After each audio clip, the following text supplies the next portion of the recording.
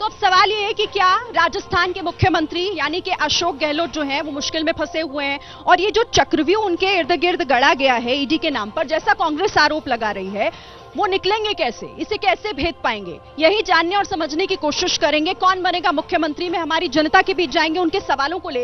लेकिन सबसे पहले मैं आपको बता दूं आज यहाँ स्टेज पर हमारे साथ कौन कौन से मेहमान हैं। देखिए, सीएल प्रेमी जी हैं, कांग्रेस जिला अध्यक्ष, और साथ ही केशव राय पाटन से प्रत्याशी भी इस बार हैं, पहले भी विधायक रह चुके हैं, बहुत स्वागत है आपका।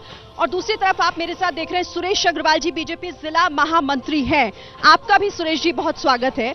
लेकिन सवाल सबसे पहला आपसे ही, क्योंकि सीधे सीधे कांग्रेस आप लोगों पर यह आरोप लगा रही है, राजस्थान में आप डर गए हैं इसीलिए कांग्रेस को फंसा रहे हैं ईडी के एक्शंस।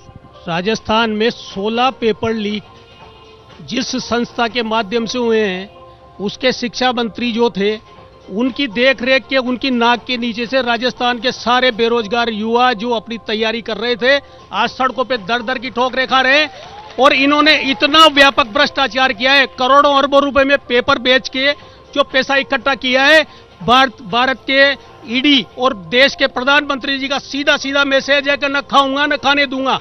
जो जिन चोरों ने पैसा खाया है, उस सब चोरों का पैसा सड़क पे आएगा, निकलेगा। क्यों बौखला रहे हैं? 16 पेपर लीक का जवाब राजस्थान की सरकार आज तक बेरोजगार युवाओं को नहीं दे पाई है। राजस्थान के इतने लाख बेरोजगार युवा जो आज रोजगार से वंचित हैं, इनके कारण है, इसीलिए ये कार्रवाई हो रही है। ठीक है, चलिए सीएल प्रेमी जी, ये तो कह रहे हैं कि देखिए आप लोगों ने किया है तो कार्रवाई तो होगी ना, अगर सब कुछ साफ है तो डरने की जरूरत। ऐसा है, ये इनके टाइम भी बहुत सारे पेपर लीक हुए हैं। जब वसुंधरा जी की सरकार थी तब भी बहुत सारे पेपर लीक हुए। हमारे यहाँ तो अशोक जी, मेरी बात सुनिए आप, अशोक जी गहलोत ने किसी को नहीं बख्शा है। हमारी सरकार ने किसी को नहीं बख्शा है। आप ये मत करिए, आप, हमारी सरकार ने किसी को नहीं बख्शा है, हमारे मुख्यमंत्री जी ने किसी को नहीं बख्शा है। जो करेगा वो भुगतेगा। चलिए एक मिनट, मैं आप लोगों के पास आती हूँ। देखिए, लोगों में गुस्सा बहुत है तो एक बार उनसे भी बात कर लेते हैं। आप लोग जरा शांत रहिए, एक मिनट, आप लोग शांत कीजिए, एक एक करके मैं बात करती हूँ। आप बताइए। मेरी बेटी ने खुद ने 2 पेपर दिए हैं, दोनों बार 1 नंबर, 1.25 नंबर, 0 नंबर, अगर 0.1 नंबर से बच्चा दे रहा है और उसके बाद पेपर लीक हो रहे हैं। बच्चा पेपर दे रहा है, अंदर बाहर सूचना आ रही है कि पेपर लीक हो रहा है। अरे माँ बाप पैसा खर्च करके बच्चों को पढ़ा रहा है, लाखों रुपए ट्यूशन में लगा रहा है, शिक्षा के नाम पे आप लोगों ने पूरा बंटाढार कर दिया।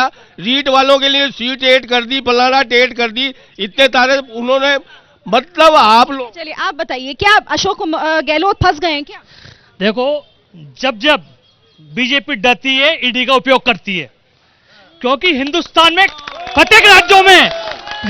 प्रत्येक राज्यों में कई पेपर लीक हुए हैं, उनकी जांच हुई है। हमारे निष्पक्ष जननायक राजस्थान के मुख्यमंत्री जी ने जो पेपर लीक में दोषी थे उनको सजा दिलवाने का कार्य किया है, जबकि बीजेपी के कई राज्य हैं जिन्होंने कोई कार्रवाई नहीं आप करी। कह रहे हैं कि बीजेपी जब फंसती है तो ईडी से डराने की कोशिश करती है, ऐसा ही क्या? मैं पकड़ लूं। देश का सबसे बड़ा घोटाला व्यापम घोटाला है, जो बीजेपी गवर्नमेंट के अंडर में हुआ है, तो इससे बड़ा घोटाला क्या होगा? यहाँ तो मुख्यमंत्री जी ने पूरा प्रयास किया रोकने का, हर घोटाले को रोकने का प्रयास किया है, और मुख्यमंत्री जी ने सारी योजनाएं जनता के लिए बनाई है। तो मुख्यमंत्री जी अशोक गहलोत बनेंगे, राजस्थान के वापस रिपीट होंगे, राजस्थान में सरकार वापस रिपीट होने जा रही है।